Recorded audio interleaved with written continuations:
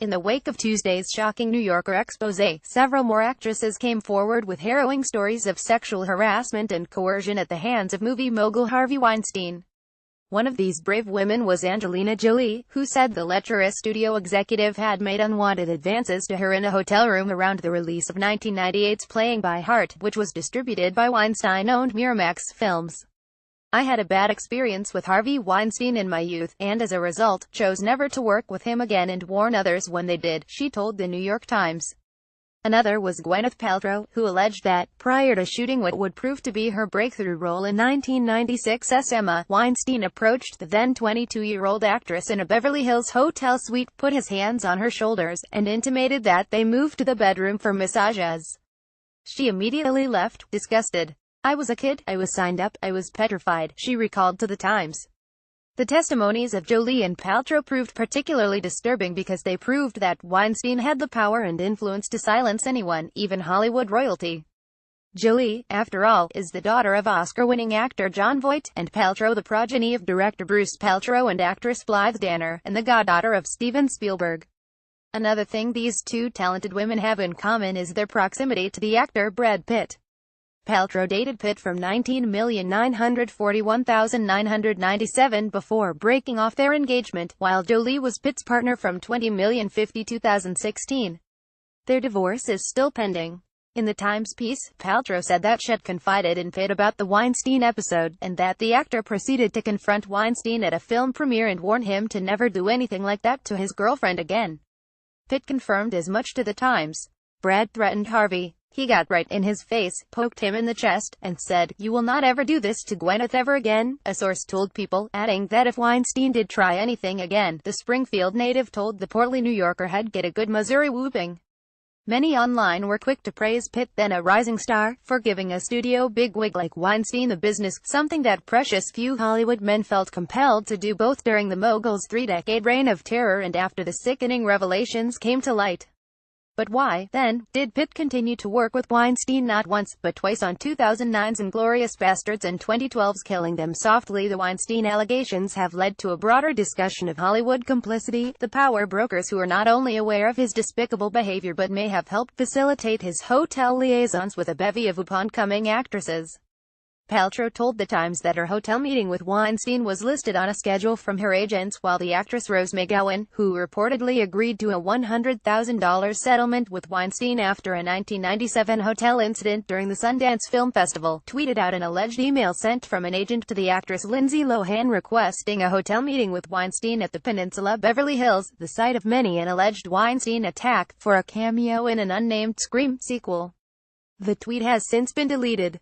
While a parade of agents, executives, producers, and assistants were no doubt aware of Weinstein's appalling behavior, it's not entirely clear how many actors were, particularly big-name male actors who had, as Lena Dunham so eloquently wrote in the Times, the least to lose and the most power to shift the narrative, and are probably not dealing with the same level of collective and personal trauma around these allegations. McGowan charged on Twitter that the actor-filmmaker Ben Affleck, who dated Paltrow from 19,972,000, knew full well about Weinstein's reputation. McGowan starred alongside Affleck in Phantoms, released by Miramax 1 year after her alleged hotel incident with Weinstein. George Clooney, a work friend of Pitt's, claimed to the Daily Beast that he and many of his high-profile actor friends in Hollywood were unaware of Weinstein's purported penchant for sexually harassing and assaulting women. "If you're asking if I knew that someone who was very powerful had a tendency to hit on young, beautiful women, sure. But I had no idea that it had gone to the level of having to pay off 8 women for their silence, and that these women were threatened and victimized," he offered. But Brad Pitt knew. By his own admission, Paltrow informed him that Weinstein had sexually harassed her all the way back in 1996. Well, Paltrow explained to the Times how she felt she had to suppress the experience of being attacked by Weinstein, and, after being threatened by the exec, went on to act in several other Weinstein-shepherded films, including an Oscar-winning turn in 1998's Shakespeare in Love. By the latotes, Pitt had the power to effect change. He was, as Clooney told Esquire, the biggest movie star in the world. "He's bigger than me, bigger than DiCaprio." He ran a successful production company in Plan B Entertainment, responsible for hits like The Departed. And yet, he opted to star in Quentin Tarantino's 2009 film Inglourious Basterds, which was distributed by the Weinstein Company. A source close to Pitt confirms to the Daily Beast that Pitt knew of the Paltrow incident with Weinstein, but that Quentin went to him directly to bring him into the project, and Brad did it because of the relationship and the contact. Interaction with Harvey was very limited. The source, however, went on to explain that since every Tarantino project has been distributed by Weinstein, Pitt understood that Inglourious would be as well. They could not confirm whether Pitt knew at the time of his then-girlfriend Jolie's alleged incident with Weinstein, and representatives for Jolie and Pitt would not respond to multiple requests for comment on this story. And, while Pitt's interactions with Weinstein may have been limited, the exec's involvement in the project was anything but. Weinstein, who's earned the nickname Harvey, says our hands for his tendency to demand film edits, usually shies away from meddling with Tarantino movies, but was rumored to have demanded that its initial 3-hour running time be cut down by at least a half-hour, its final running time 153 minutes. Weinstein also launched aggressive Oscar campaigns for the film, and Pitt, fresh off a Best Actor nod the previous year for The Curious Case of Benjamin Button, doing interview after interview touting their credentials and flooding Academy voters with cheap, non-watermarked DVD screeners. You are now subscribed to the Daily Digest and Cheat Sheet. We will not share your email with anyone for any reason. You see, there was a lot riding on Inglourious Bastards. The Weinstein Company was in dire financial straits, having recently hired a high-powered financial advisory firm to restructure after incurring heavy debt.